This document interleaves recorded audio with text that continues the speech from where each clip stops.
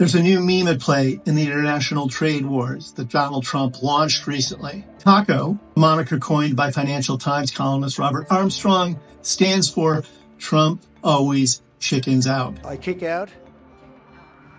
Oh, I chicken out. I've never heard that. For a man who has built a career fashioned around the idea that he's a master strategist, an always successful businessman, and a macho authoritarian who never backs down, being called a chicken is about the worst thing anyone could say to him. That presents the world, not just Trump, with a conundrum. The fact that he has now been called a chicken in public gives him every incentive to prove to the world that he's not a chicken, because Trump always prioritizes image over reality. I've covered him for years. I wrote a book about him. Trump told me that one of the people he most idolizes is the infamous mobster John Gotti.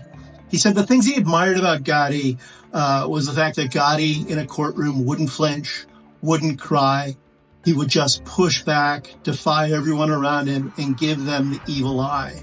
That's how Trump sees himself, as a tough-minded, unbeatable mob boss who won't take guff from anyone. And he certainly won't be called a chicken. If there's an economic meltdown that comes out of his tariff policy, the same voters who elected him in 2024 might turn on him at the midterms next year in 2026.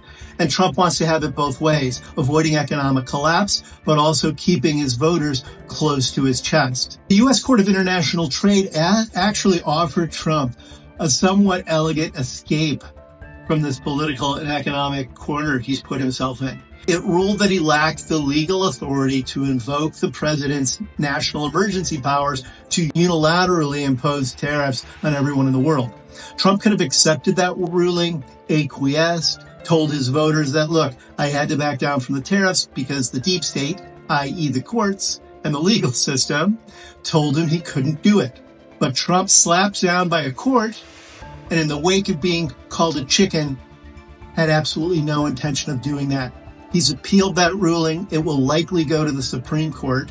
And the rest of the world will have to live with the unpredictable reality that Donald Trump may be willing to disrupt the social, economic, and political order simply to satisfy his own ego. So fasten your seatbelts.